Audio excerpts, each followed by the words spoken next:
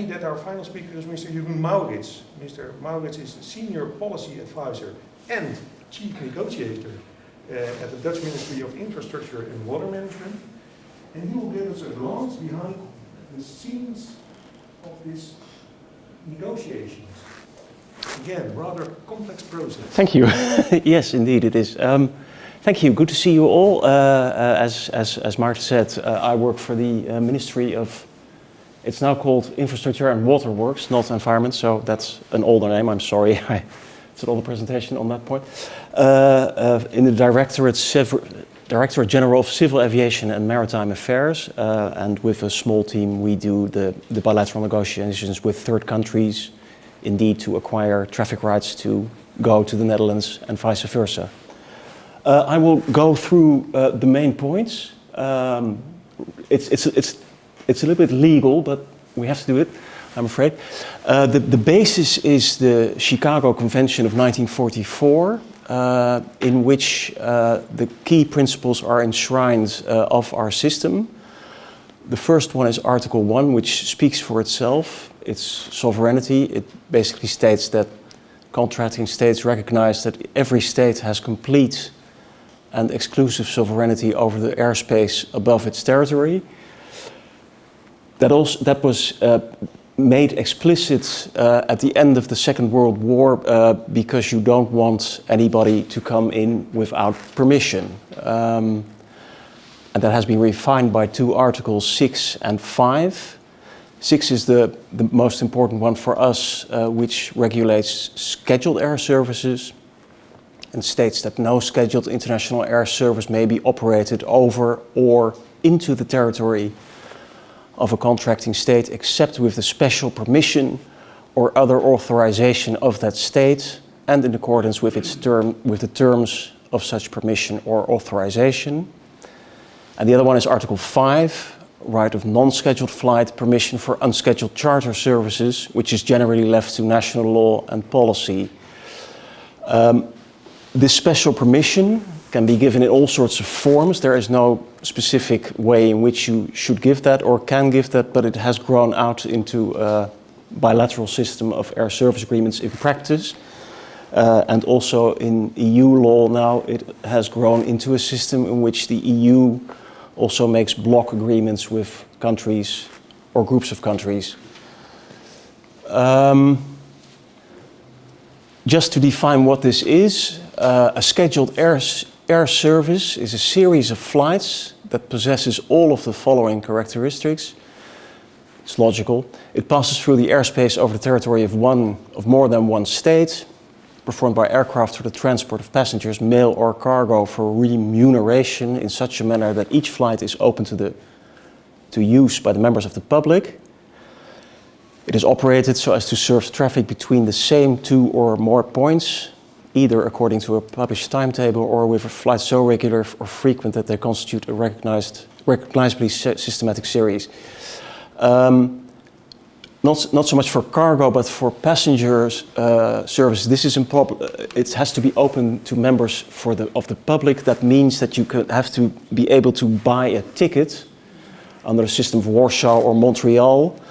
And even more precise, the majority of the aircraft has to be open for such tickets. So, for instance, a KLM flight which has more than 50% of tickets open would be considered an international flight under this system. But if you charter more than 50%, then it would not be an open flight anymore, and the charter service, which technically is not allowed to fly permanently under this system because it's not open to the public.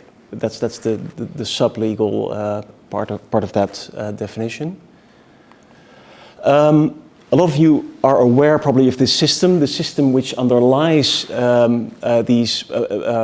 these rights is called the freedoms of the air or traffic rights. In total, there are you have 1 to 8. But the first and second are overflight and technical stops, and are regulated largely in, I think it's called the IASTA agreement, which most countries worldwide have ratified and which allows first and second freedom without arranging it bilaterally. one of the only countries that hasn't ratified it is the Russian Federation, and that has led to a lot of problems in the past because they have, of course, their Trans-Siberian overflights, which do not fall under an open regime, but you have to negotiate with the Russians on a case-by-case basis.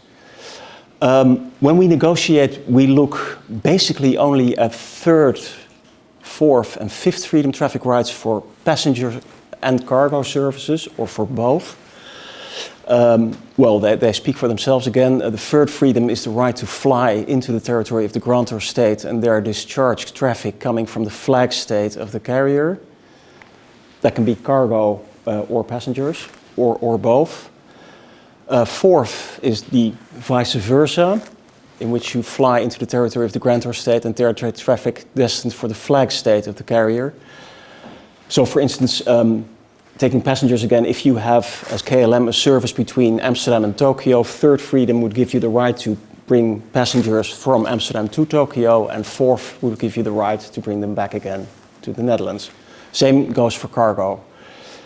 Fifth is very important for cargo operations, is the right to fly into the territory of the grantor state for the purpose of taking on or discharging traffic destined for or coming from third states.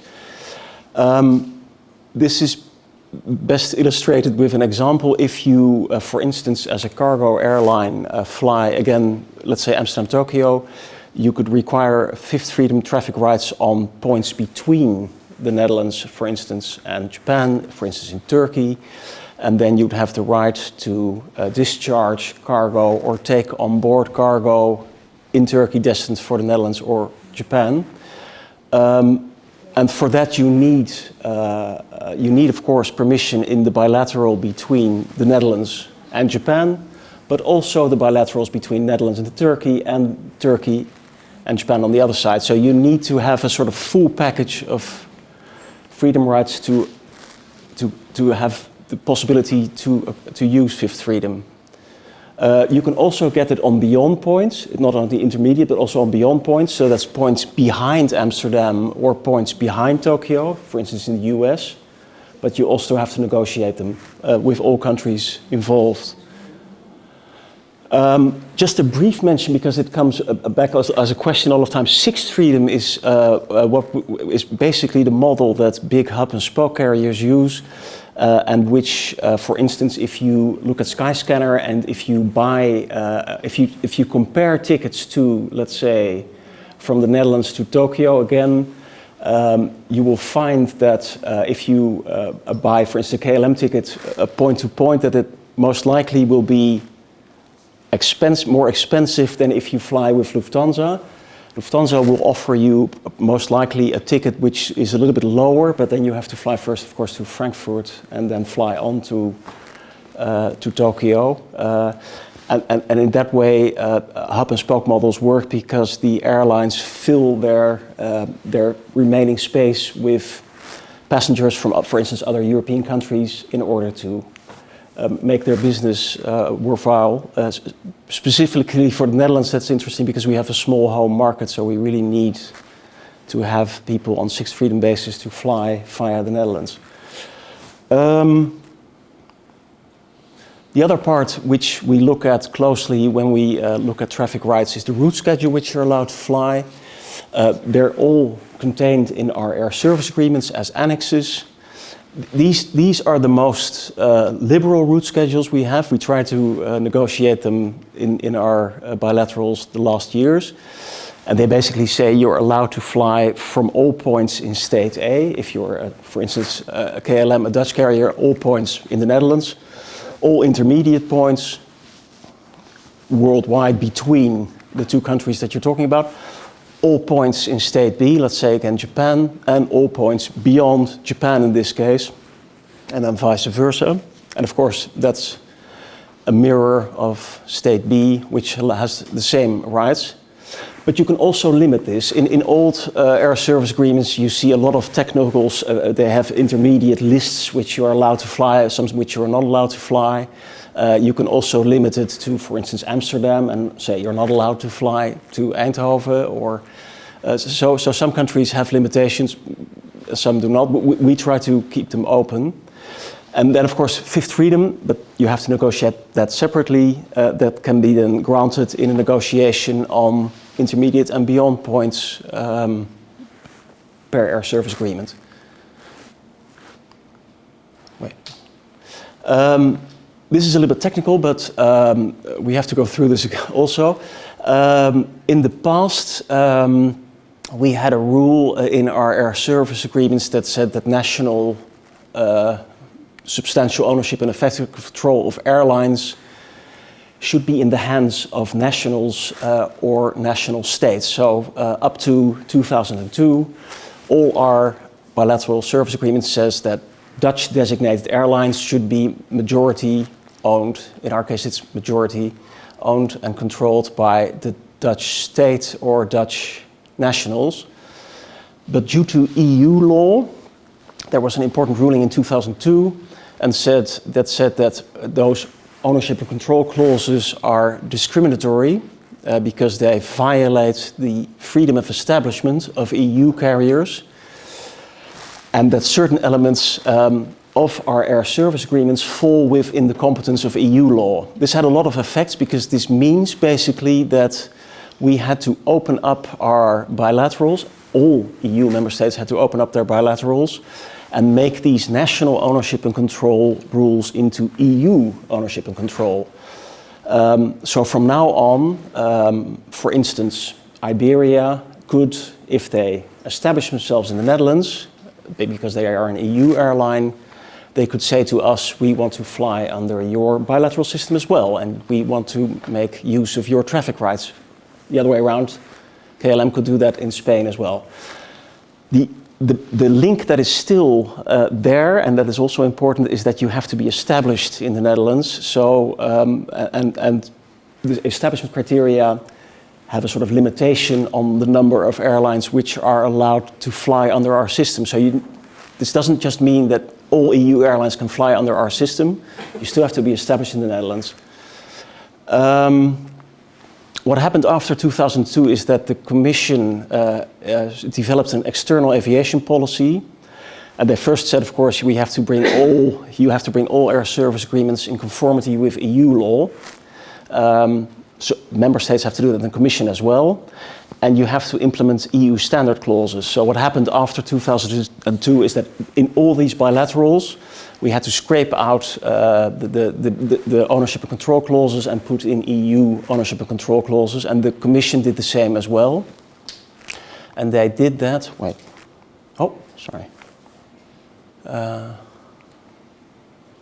Is this? Wait, one more. Yeah, they did this through a system of what we call horizontal and vertical agreements. A horizontal agreement is basically an agreement between the Commission and a third country, not an EU country, in which across the board all the EU clauses are implemented at once. So I think, for instance, with Singapore at the time, the EU negotiated with Singapore and said, we want to have a standard ownership control, EU ownership control clause with you, and Singapore said yes. And that means automatically that that was resolved and that our old bilateral national clauses were immediately superseded by this new one. And what also happened is that the European Commission asked for and received a number of what we call vertical mandates to negotiate with countries on a full open skies agreement between the EU and its member states and the third country in question. That basically means that European member states within the EU say to the Commission, okay, you're allowed to negotiate on behalf of all of us with a certain third country, and then we can open up the market between the entire EU and that third country based on the mandate that member states give you. And that is a process in which, well, of course, 27 member states have a sort of different agenda, but they try to come to a reasonable amount of traffic rights that can be given away both sides, both cargo and both passenger services. And it's a process that keeps going on. Famous examples are the EU-US agreement, EU-Canada, EU-Georgia. These are smaller ones, EU-Moldova. EU-Qatar is a recent one, and EU-ASEAN is as well. EU-ASEAN is unique because it's the first one in which two blocks of big countries are trying to, I think it's almost finalized, but are coming to an agreement which covers the entire ASEAN region and EU region in one stroke. And there are more wishes on the table, for instance, the important markets of China and India, which the Commission would like to have mandates. Of course, they have to get them because in some cases, not all countries are in favor because it depends on your position. And sometimes you think what's more strategic as an EU member state to say, well, I don't want to include the entire EU because that's competition that we don't like. We rather would do it ourselves. So it's a strategic game. But basically the aim of the Commission is to open up as much as possible on the longer run. Well, this is just short. Our system obliges us to talk with our own stakeholders, which in our case are the the European airlines established in the Netherlands, as well as the airports. And basically our agenda is based on our bilateral wishes for traffic rights. Well, we prepare this by asking our airlines, would you like to fly to certain destinations? And if so, how much traffic rights do you need? And then we go to another country, or another country comes to us, vice versa, and we try to obtain those traffic rights.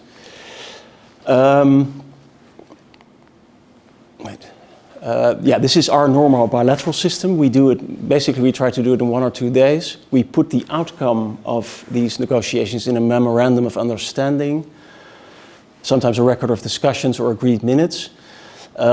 Agreed minutes or record of discussions are mostly done if we have no deal. If we don't arrange anything, then we just say, well, we met and we discussed this and this and this, but we couldn't come to an agreement. So this is it. A memorandum of understanding is something that's signed between the two ministries of transport in which traffic rights which have been arranged are clearly formulated. And they are sort of, in the Netherlands, they hang as a sort of a separate MOU under an air service treaty, which is the formal document and the basis.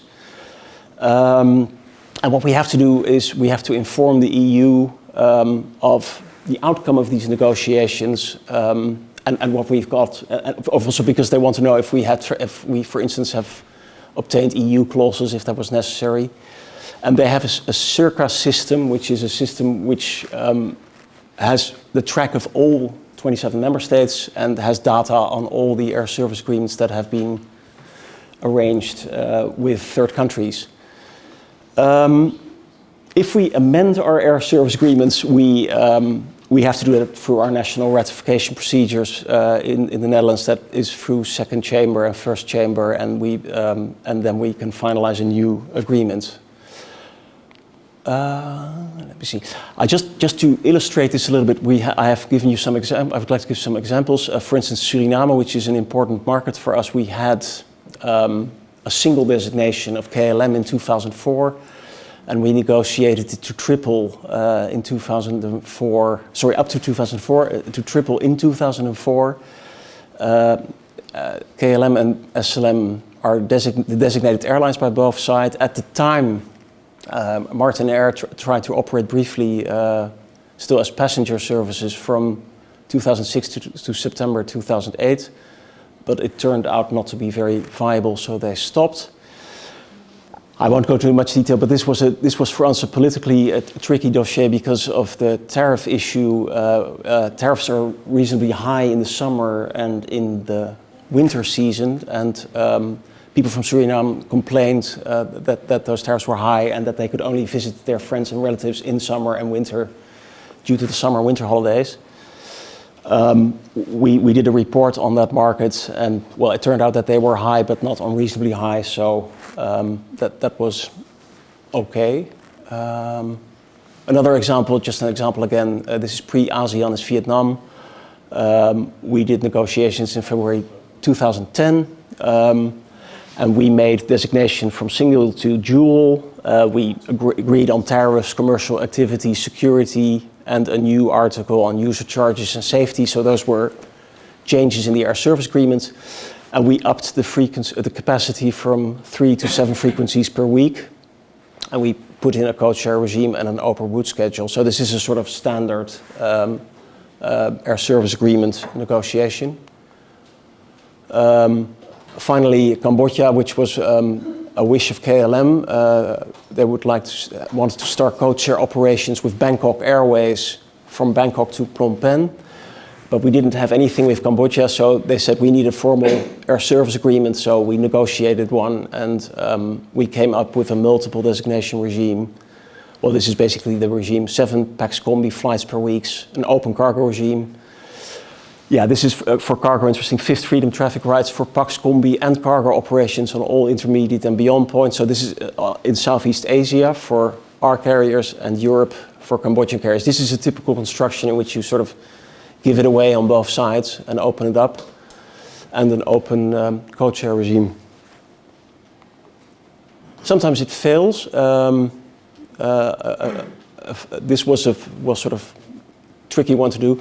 In 2012, KLM was forced to start operating on Manila indirectly due to fuel costs. They used to operate directly, and and extra national taxes. So they operate, I think, still now via Taipei. But to make this feasible, KLM wanted 5th freedom traffic rights for passengers on intermediate points, Hong Kong, if it would be from Hong Kong at the time, I think it's now Taipei, to optimize its services, and wanted to abolish the tax regime, and these requests failed. I think this is logical because 5th freedom, if you ask for 5th freedom on the track Taipei, Manila, you will of course compete heavily with carriers from Taipei and from the Philippines, so they both objected. Because basically you can put a relatively low price on those open seats, and then you get into their markets. And in some cases you can resolve this by getting into sort of commercial agreements with other airlines like Paul, but that didn't work out either. So that means that now, if you don't have it, you have to basically fly from Taipei to Manila and vice versa with a number of seats empty. Oops. Yeah, this is interesting from a cargo point of view. We almost never have court cases, but we had one in 2012. We received complaints from Cargolux and from KLM that Lufthansa Cargo was transporting flowers from Colombia and Ecuador to the Netherlands via Puerto Rico in the US on the basis of the EU-US agreement. So Lufthansa basically only filed EU-US. We said that's not allowed because you could only do that if you genuinely would take in these flowers into customs in US and make them US flowers, or if it's US flowers. But it was only a technical stop in which Lufthansa changed flight numbers in Puerto Rico. And we said this is not covered by EU-US. It was an interesting case. In the end, we went to court, and we said if you would like to fly this Lufthansa Cargo, you would have to be established in the Netherlands. You'd have to, and you'd have to be designated by us under our bilaterals with Colombia and Ecuador, but you're not allowed to use EU-US. It was contested fiercely. And Lufthansa Cargo argued we are established in the Netherlands because we have an office here that sells things. And we said no, we have stricter establishment criteria. For us, you have to have a number of aircraft stationed in the Netherlands, have management here, maintenance here. In other words, you'd have to be a separate Lufthansa Cargo daughter under our establishment criteria to be allowed into our bilateral system. We went to court, and the Dutch administrative court, the first level, ruled in our favor. This is not entirely accurate. There were questions that were put forward at that time by a court in appeal. That was what we thought would happen to the European Court of Justice. But then suddenly Lufthansa, the mother company, Lufthansa, pulled out of this case entirely and didn't want to proceed because I think they saw that there was a potential danger that they could lose more than win if they put it through, because it could have meant that this would open up the German market for KLM on the other side if another outcome of this case would come up. So it vanished from our scope. But there's an interesting article of Peter van Vienema, an old KLM'er in Air and Space Law, on the entire case. It was, for us, it was very enlightening. And now maybe as a final, because this is a discussion that is going on in the Netherlands as well, is there a link between slots and traffic rights? We believe there is no link at all, and we've always defended that fiercely, I might add.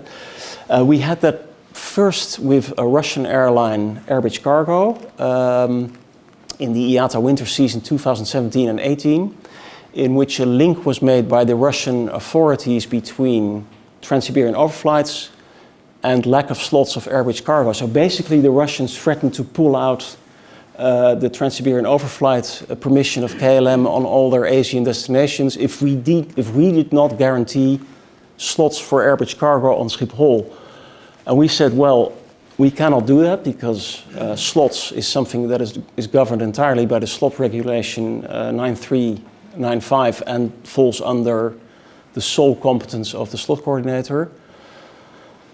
But of course, Russians don't really care about these subtle slots of KLM. And I think what we did learn from this case was that Air Cargo was also not entirely aware of the system in the Netherlands. So KLM helped them to try to acquire also historical slots and file properly for the future to avoid these sort of situations. But this is also, in a sense, this also led, I think, to the discussion on freight and on local rules, this first case, because this was the same time that the freight sector started to think about local rules, and there was also from the coordination committee a sort of voice to try to put into force a local rule, which came into force at that time. The second one, I know Pelita is in the room, was a complaint which is similar in nature of Pelita to the Department of Transport of the US.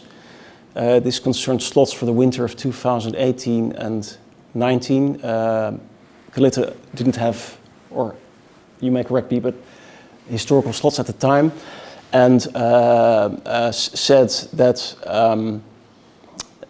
that could be an allegement of our EU-US agreement, which is, of course, traffic rights again, and asked for sanctions against the Netherlands, Schiphol, and ACNL. The complaint was dismissed by DOT in May 2019 on the grounds that local rule on freight would provide for a solution, and we we filed our arguments with the DOT, and we said, well, there's no link between EU-US and slots at all. So even if you have traffic rights, it does not mean you have slots. This is the local rule we're talking about here. Is I think still the local rule that's still in force, and which we were talking about this morning. So that's the two ones I have. There is, of course, if you think about it, there is a problem. If there would be a link between traffic rights and slots, that would mean that we would have to guarantee traffic rights to, and also market access to Schiphol, to every potential airline we ever did have an agreement, or third country have an agreement with, which is, of course, impossible, because take EU-US, it's an unlimited number of frequencies. So how impossible, if potentially there would be 20 airlines asking for, say, 1 million traffic rights, then there would be no way in which we could accommodate that on Schiphol. So it's also, it's a no-go, even if it were legally possible. It's technically not possible, but our line is that there's no link at all. That is it. Thanks. Thank you very much. Thank you. Very interesting. Complex. Complex. Are there any questions before we go to lunch? Yes. Yeah. If you say a foreign airline needs to be established in the Netherlands and they need to have a substantial operation, does that mean they have to have a Dutch AOC or? No. We look at AOCs and economic how do you call it, exploitatievergunning, it's also a permit, are based on EU law. It's regulation 1008/2008, and basically the rules for all 27 member states are the same, and you can also have an AOC or an exploitatievergunning from another EU members. It has to be an EU one. Yeah. Any other questions? I understood that Maastricht is not part of the bilateral agreement? Maastricht, it's a good question. We put Maastricht into our service agreement because we say you're allowed to operate to all, of course, all airports in the Netherlands, but we have an open Maastricht regime. Yeah, we in our previous aviation note, we basically are more liberal for Maastricht on a charter basis. So, for instance, charter flights, freight particularly, are allowed on Maastricht Airport up to 3rd, 4th, and 5th on an unlimited basis, unless there are serious aeropolitical considerations. So, for instance, now Russia is of course sensitive. We would be reluctant, but in a normal case, Maastricht is open to cargo airlines. And we have a lot of cases in which third country cargo airlines say to us, do you have Maastricht as a fallback for Schiphol if there are no traffic rights available? That is correct, yeah. Also for 7th freedom? 7th freedom depends. We're very reluctant in general to give 7th freedom away because that's a sort of 7th freedom is the right to fly between two countries which are not your own. So it's something we are reluctant to give. It could be arranged, but then I think probably we would have to make a sort of agreement, an MOU on that. So it's basically up to 5th.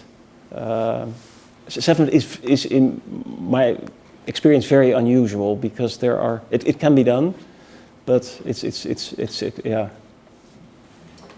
But it could be considered.